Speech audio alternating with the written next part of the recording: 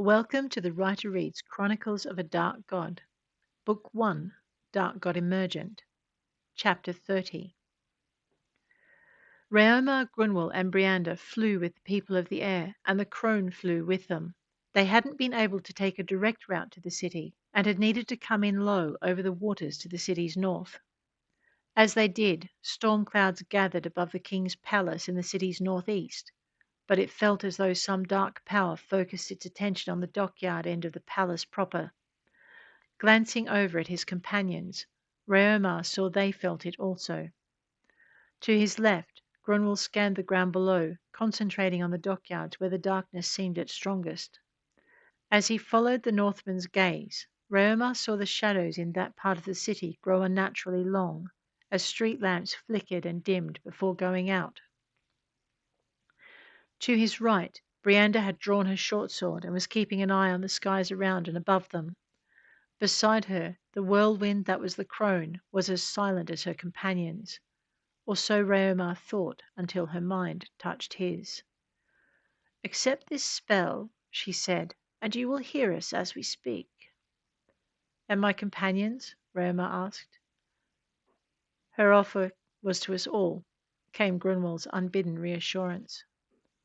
Briander said nothing, and the Crone returned her attention to the darkness slowly spreading across the city, both ahead and below. The air elementals dipped low, coming in under the wall and then climbing until they skimmed just above the darkest section of the sky. "Is it he?" the Crone asked, turning her attention to one of the accompanying elementals. "It is the one," the tornado replied. "If we do not disrupt him tonight, it will be too late to prevent his escape." "Then disrupt him we must," Grunwald declared. "Look at what he has done." The elemental's words were full of disgust and loathing. "Our brethren," another of the tornadoes added. "Look at what he has done to our brethren." "Those are not our brethren," the third elemental told them. "They were never our brethren, but creations of his making." "How do you know?" the others demanded. "I know," the third beast replied, and its voice was full of bitterness edged with grief. "I have faced their kind in battle before. We must strike quickly or we will not prevent his escape, and the death of those who fought to defeat him before will have been in vain." "We will give you our support and strength," Raomar declared. "When will you be able to get us inside?" "Where the darkness," the third elemental answered. "It will thicken and gather, and the stench of evil will assault our every sense. When the ground below us shimmers green, followed by a burst of golden light, the defenses will have failed. The earth will open to give the Old One access to his souls and pain, and we will be able to get inside." "And the darkness?" "It will be as thick as ever," the elemental lord replied, his voice showing revulsion as the fact. "We will have to fly through it." "But they will know we have come," Briander noted. "It cannot be helped," the elemental said, and indicated a point in the ground below. "Watch. See how it begins." Even though the words hadn't been directed at him, Raomar turned his attention to the ground below. He watched as it flared with a bright green light that flowed outward from a central point before disappearing in long, slow waves. When it had vanished, a burst of yellow light flashed after it, and the ground began to shake. A bubble of earth pushed out of the palace gardens overlooking the docks, and earth, grass, garden beds, and ornamental fruit trees shivered down its sides to come to rest at the garden's edges. Above it, the darkness grew, stirring impatiently over the dome and the hidden temple below. It was like watching smoke roil over a forest fire or seeing the thick mist of a winter morning. As he observed it, it twitched as though a light breeze tickled its folds. Green lightning ricocheted in the cloud's depths, disappearing in golden flame, making the observers flinch. The sensation of evil increased, pressing around them until they thought it might drown them. Anticipation emanated from the cloud, followed by an unholy eagerness which rose with the first scream that escaped as the earthen bubble split open. They flew closer. Soon. The anticipation beat all around them. It was like standing on the edge of a battle, just before the bugler signaled the charge. Danger rolled through the surrounding air. The darkness heaved and rolled, crowding closer to the growing earthen split. As soon as the gap was wide enough, the air elementals made their move. The third tornado, the elemental lord who'd spoken of fighting the twisted elementals of old, arrowed itself into a strong wind current and dove into the blackness filling the temple. Swiftly, as though moving before their courage could break, the others followed. No sooner had they entered the split than the stench of evil assailed their nostrils. It forced its way into their senses and along the sinews of air from which they were made. Nothing could be done to prevent it. Raomar felt it and forced himself not to struggle free of the airy arms holding him as the elemental bore him deeper into that dark cloud's heart. When they arrived, the ceremony had barely begun, but already the sickening smell of fear rose from the temple proper, and cries of terror and despair tainted the night. They escaped the temple's confines to horrify the city at large. The cloud moved around them, swooping low to meet the rising cries and then wallow in the emotion-laden air through which they flew. When the Old One's presence had settled over the palace, physical barriers such as walls and the cracked ceiling of the dome above them were nothing in the face of Walshira's need to escape. Raomar felt the outrage and anger that overlaid the fear and revulsion of the creature carrying him. He felt its surge of determination as it wove its way through the tortured wails and roiling darkness and into the temple below. Free as many as you can and then escape, the elemental instructed, setting him down. There is the door and a corridor beyond. It hesitated, shifting to look at the horror surrounding them. Do not tarry too long, it warned him sternly. You are needed in the world beyond. The moans of fear and anticipated agony grew louder, with one or two voices taking lead roles in a macabre song of terrified horror, pleading, and pain. With a growl of anger, the elemental twisted away, tearing straight toward the altar. The creature carrying Grunwald set the Northman down and darted for one of the pillars closest the altar, the one on which Xanthia hung. Raomar saw the girl flinch at its touch, then watched as the creature enveloped her so she was surrounded by clean, cold air, her hearing buffered from the noise around her. The last of the elementals burst through the cloud surrounding Syndra and began to strip away the older apprentice's chains, while the crone rushed over to where Zareen sagged against a third blood-stained column. The girl startled beneath the witch woman's touch, the brush of airy fingers against her skin enough to make her cry out in fear.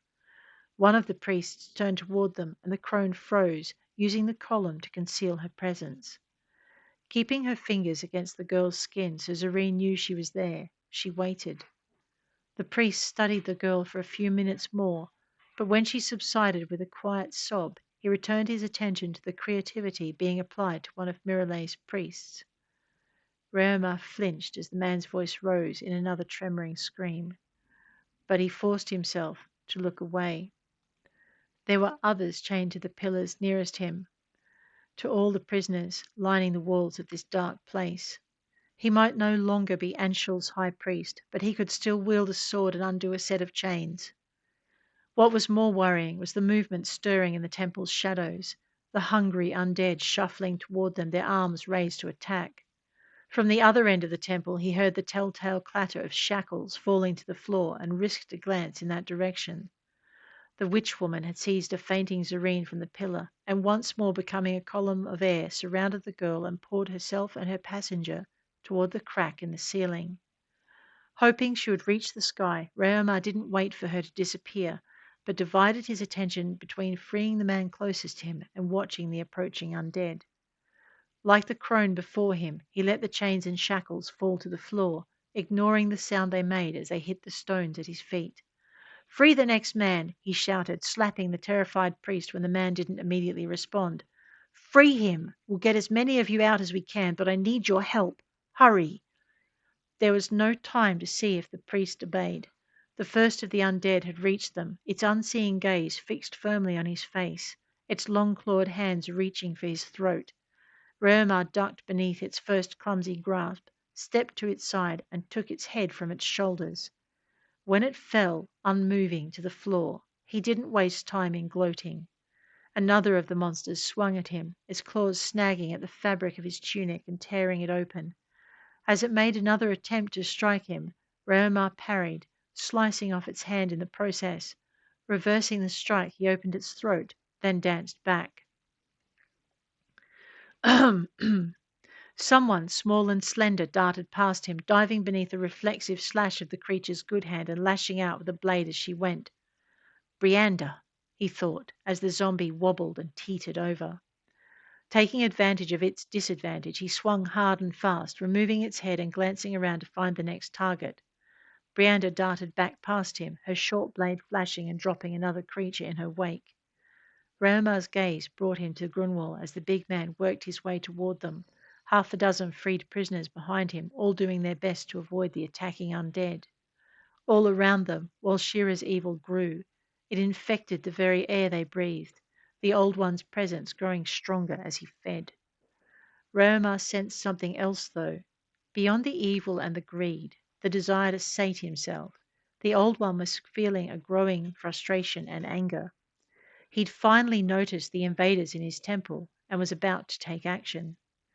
Out! Raomar roared, not sure his order would be heard above the ruckus of sacrifice and battle combined. Behind him, the priest surged toward the door.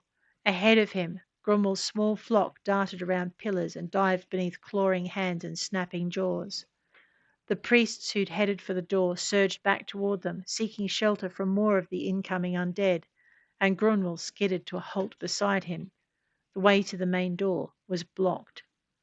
Who knew there'd be so many? The barbarian complained, but Raomar heard a touch of glee. He was about to reply when Brianda's shout of victory reached him. Yes, there is one. One what? Grunwald asked, striking down another of the closing undead as he maneuvered to see what she had found.